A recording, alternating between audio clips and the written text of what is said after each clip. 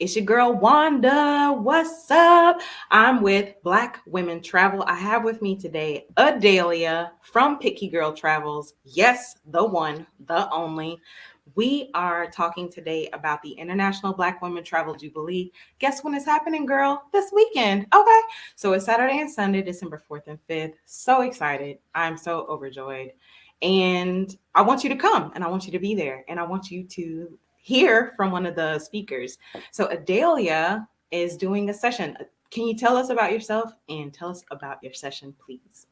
My session is all about FU money, what it is, why you need it, how you can get it. And so that kind of tells you a little bit about me. I have been in these international streets living for about 5.5 years. And one of the things that stood out to me is that there are lots of Black women who want to live this life, but can't figure out how to make it happen for them. And I had the knowledge to do that because I'm not independently wealthy. I don't have a trust fund. I was a overworked, underpaid public school teacher in another life. And so that's kind of how I got on the path that I'm on now, doing financial education and helping Black women to live the life they want on their terms, whatever that happens to look like. But the reality is, in order to do that, to have those options, you have to have your money right. That's the key, right? So that's usually the first question, like the visas and figuring out where to go, like where a good fit a place is for the person, like where should I go live and how do I stay there and all that stuff. That's secondary-ish. Usually the first thing is money, right? So what do you tell women? What are some of the tenant things that you teach or principles that you teach that help them to relax into this idea of this is accessible, this is within reach for me? I think a lot of it is my own personal experience. Like, it's one thing to see people living this life who had, successful businesses before, or they had really high paying careers. I did not have any of that. Um, I often like to quote Paula Pant because really finding her podcast and her blog, oh, I forget how many years ago it was, is really what changed my thinking and really set me on this path. Is you can afford anything, not everything. So it's really about, what are your priorities? What's the most important thing for you? Okay. Then once you have that identified, you can start to figure out how you can afford to have that life. But you can't do it all. I think even Michelle Obama talked about that, about the lie that you can have it all. You can't have it all, not at the same time. Yeah, that is deep. So it's like you can have the youth, but you may not have the money. You can have the time, but you may not have the youth. You can Yep. whatever the things are that people consider to be resources in life. Like it could be difficult to have all of those things at the same time. Okay, Adelia, putting us on game. Okay, that's dope. So I believe that you're in Mexico now, and this is one of the first times that you're not teaching while you're traveling, because before in your travels, it was tied to a job, correct? Yes. I initially moved abroad to teach at an international school and did that for a few years. What was that like? Would you recommend that as a way for people to have some of the stability and the infrastructure that a job in another country offers versus striking out on their own? Or would you say, had you known how to strike out on your own, you wouldn't have done the jobs? Like, I absolutely think it is a path. Now, the folks who in your audience that are not in education may not understand how it can feel very limiting, like this is all I can do. And so the option to teach internationally kind of adds this whole new pathway that you get a lot of the benefits that other careers have, but we don't have access to in the US. So absolutely, I would suggest it for people who are currently certified in the US or they're working toward that, it is definitely an option. It is, like you talk about employment packages. That's not part of the regular life of a teacher in the States. Um, would I have figured out how to do it without that? Yes. But that was the easiest way that I could get out as fast, was to use the career that I already had. And so that's what I did. I was hopeful that maybe I could ride it out for another decade, but I was also late in my career and already burned out. So if I had been able to explore the international option, let's say maybe 5 years earlier than I had, I might have continued to do it, but I was already burned out. And what was your experience while you were traveling? You say that there were packages that were offered. Like, did you enjoy your quality of life? Did you enjoy anything about the locations, or would you caution anyone? Like, share your experience with your personality and your skin, with your hair, with your body. I was going to say yes to all of that. To all of it. So yes, the quality of life, the work-life balance, it was much higher, much better than what I experienced living in the United States. Even though technically I was still doing the same work, the amount of respect that I got from parents and people in the community blew anything I'd experienced in the US out of the water. A lot of people think, oh, when they hear people who teach abroad talk about the packages and how much money there are some places where you will make more than you made stateside. There are places where you won't, but you're not paying for rent. You're not paying for utilities. You're not paying for transportation. And if you play the game right, you're not paying any taxes. So more of that money is actually coming home in your pocket. So you go from a life where you had to worry about all these things to a life where it was like, I just need to pay my cell phone bill this month. That's literally the only thing you have to worry about. Would I caution people?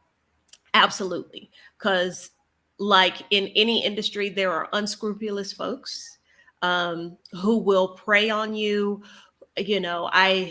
At one point I had a freebie, and I'm sure it's like on my website somewhere, about red flags. Like if you're applying for an international teaching job, if you see these red flags, this is not an organization you want to work with.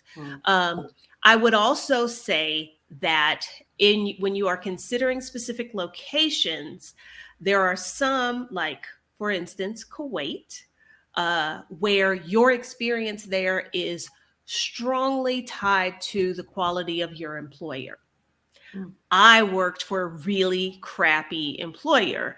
Therefore, my experience was not great. But I recognize that, and I won't necessarily say, oh, nobody should go to Kuwait. No, just get a better employer than I had. And I think there was another part of that question. I don't know if I answered it. Yeah, it was just about the quality of life that you had, and like with who you are as a person, whether these places were suitable for you or not. Because there's cultures as well. And sometimes. Yeah. I mean, I lived in China for a year and a half, and I knew that was not going to go well. And I was right, because that is a culture that is not suitable for me. And I knew that before I went. And if somebody's watching this and they're thinking, well, why the hell did she go? Initially, it was a 4-month contract. And I was like, I can do 4 months, especially after being in Kuwait where things were horrible. And, but I knew I was going there to do a job. I was not looking at China to be my forever home. And so I think while there may be cultural differences in a location, how you approach it, that's going to flavor your experience. Had I been hoping that would be my forever home, my little feelings would have been crushed, and that wouldn't have worked well. And the pandemonium was trying to make it your forever home. Girl. Because it was not 4 months that you were there. I am very thankful that I was able to get out, and now I am in Mexico where I belong. Very thankful for that. Now, had you visited Mexico before you relocated there? This is my second time relocating to Mexico. And before I moved here the first time, I had visited a couple of border towns, Cancun, Cozumel, Progreso, and had honestly said, I'm over touristy Mexico. Like, I don't need to go back to Mexico unless I'm going somewhere interesting like Mexico City. And who knew a few years later, that is where I would be living. But so I had been to Mexico, but I don't really count that as like real Mexico, Mhm. if that makes any sense. Yeah, it does. And while you've been globetrotting, getting your money together, you've had a companion. So you travel with Mia, the super dog. Yes, yes. Mia is my miniature schnauzer, and she has lived in 3 or 4 different countries. She travels very well, so that makes taking her with me so much easier. Hmm. So chill. I heard she's taking a nap, otherwise she'd be on Yeah, camera right yeah. now. No, she's knocked out. It is time for her midday nap. That's a dog who knows how to take a siesta. Let Okay, me come tell you. on. I love that so much. You also travel with some other things. So you are what what is it? A, It's s- like a a seamstress, seamstress. sewist. I don't use the term seamstress because that implies that I might sew something for somebody else, Right, and right. I'm not. I You're your own guess personal tailor. yes, You are yes, your own yes. personal tailor. So it's me, it's the dog, it's the sewing machine. Like those are the big important pieces when I am moving. Uh, and so yeah, like they both came with me here. They were both with me in China, um, and I make I'd say the majority of my clothes. I need to get on it because weather is cooler, and I still have like summer clothes, and that's not gonna fly. Because, baby, let me tell you, if my shoulders could be out right now, okay. Well, I was looking at flights last night. I was like, this is childish. Like, I don't have to be here. It's getting cold for real. I am fortunate because here we don't really have heat. Like we don't have what do you call it? HVAC heat. We don't Oh, have yeah. that. Heating. Yeah. Yeah, heating. And my apartment gets light on 3 sides a day. So generally Um, speaking, the temperature in here kind of stays the same all day. But mhm. a previous apartment I had, I literally for winter, I needed like my thermals, my sweatshirt, I had on my hiking socks. So yeah, at this elevation, and it does get chilly at night Mhm. and really early in the morning, I do need to have like cold weather clothes, which Yeah, is new layers. because I have lived in mostly tropical climates the majority of my life. So it's still something I'm working on switching my mentality on a little bit. Yeah, I'm doing mental Olympics over here. I'm just like, Earth, why are you so drastic, girl? Like, why can't you just have temperate climates everywhere? Yeah. Malaysia was burning me up. Now I burned here and I'm about to freeze. And it's just like, I don't remember having my mind on weather whatsoever in my previous life. And for some reason, I've just had it. It's ridiculous. I really was looking at flights last night. Um, Talk to us about your session a bit more, please. So, FU money. Mhm. Where did your journey of teaching and traveling and being your personal tailor, where did that lead to your becoming financially savvy and figuring some things out and then wanting to share those things with other Black women? Those are really two separate things. Mm, The financial savviness, unfortunately, I think comes from a place of trauma because I've basically had to look out for myself since I was 8 years old. So, like, I never had a safety net when I went to college, where people could mess up and go home to their parents. My mama asked for her key when I moved out. Like, I didn't have that. So I have always, it's like I have me and I have no one else. So I've always had that piece of it. Now, the sharing part of it, I think that didn't really start to evolve until my time in Kuwait, because as I'm looking around at the nonsense I'm dealing with daily, and I was like, I don't have to stay here and put up with this. And I was not the only person unhappy, but what I noticed was I was the only person in a financial situation that could walk away. And that really had me feel some kind of way and had me start to think about, well, why do I have this option and these other people don't? And it boils down to I had FU money and they didn't. And so, you know, anybody who's familiar with my story knows that I was in a not so great relationship for 20 plus years.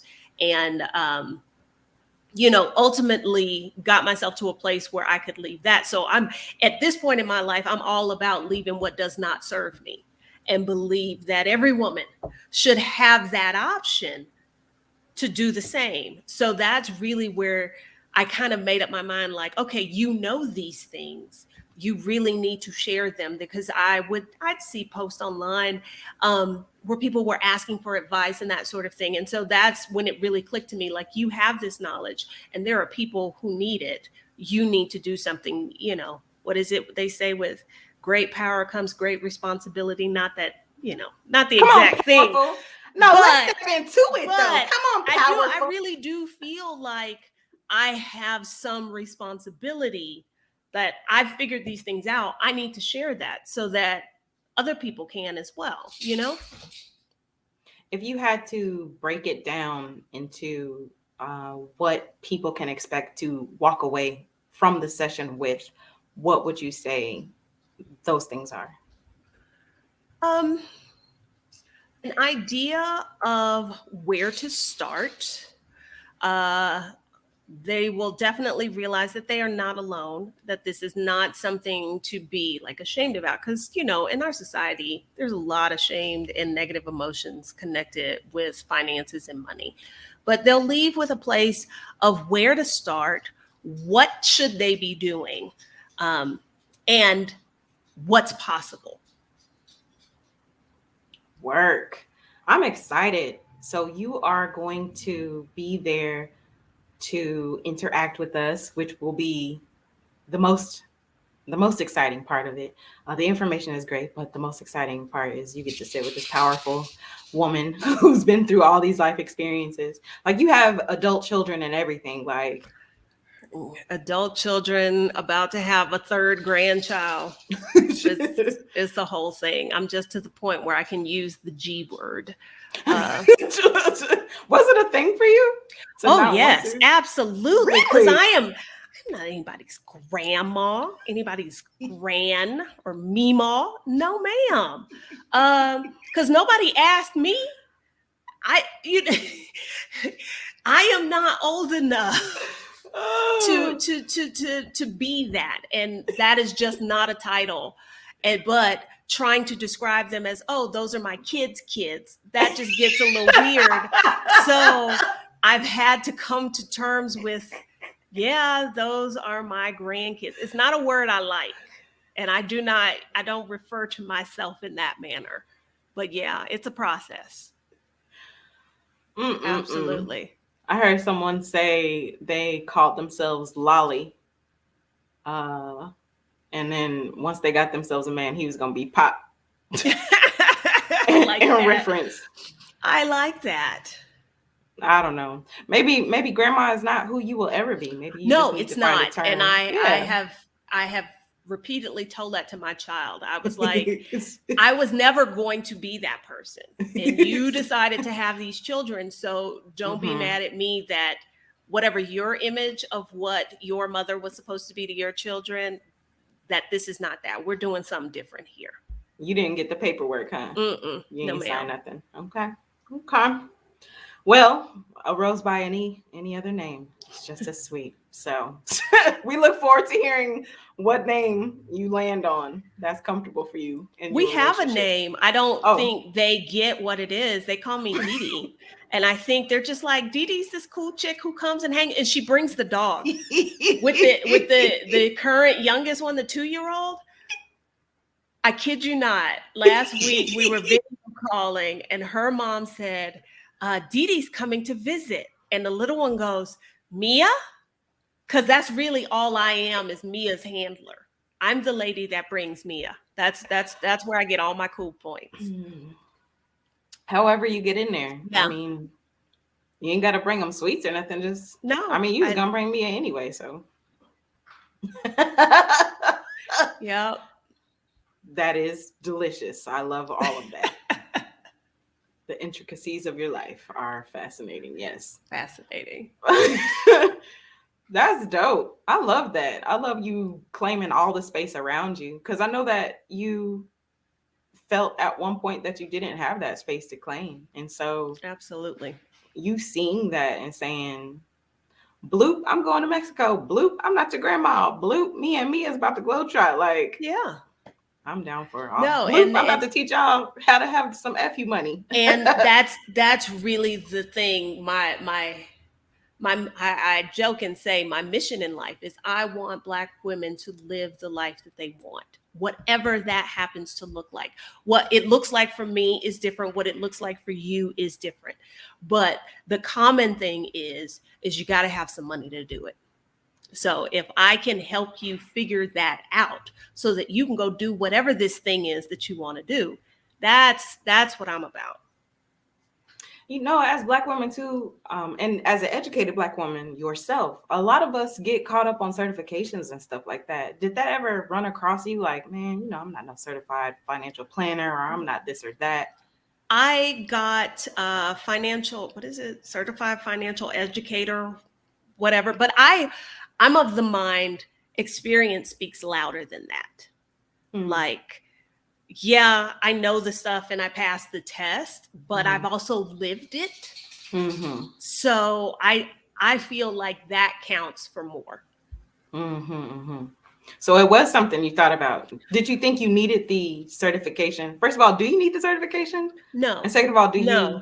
The only people who need certification are people who are going to sell you products. Insurance and stuff. Yeah. Insurance, people who can sell you financial, mutual funds, that kind of thing. Right. Because that is very regulated. It's very licensed.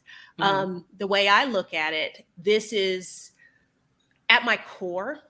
I am a teacher. I'm an educator. I have always been that person. So to me, this is just an extension of what I've always done. The subject, it's not geography anymore. Right. It's just a different subject matter. Speaking of geography and tying in your tailoring skills, I just can't let it go. That map dress. If y'all don't know what I'm talking about, I don't know how well your people know you to like scroll back like that, but you need to bring that back out or point them to it, because that map dress is everything. It is so fly. You please go find Adalia everywhere, scroll and find that map dress, because you've got to see it. It's amazing. No, that is definitely one of the more popular makes. I've got some things cut out from fabric that I've picked up various places. Sorry, Mia has decided to get up and make herself known. Some fabric that I picked up in Indonesia. Like, I've got this whole thing for batik. Yes. And so I've picked some of that up around the world and have some of those pieces cut out. I figured, that works better than buying a souvenir. I buy some fabric, I make something out of it. And then when I wear it, like the map dress, I bought that fabric in Spain. In Madrid, I believe it was. So anytime I wear it, I think about that. Madrid on my back, yeah. The world on my body, but I got it from Madrid. Yeah.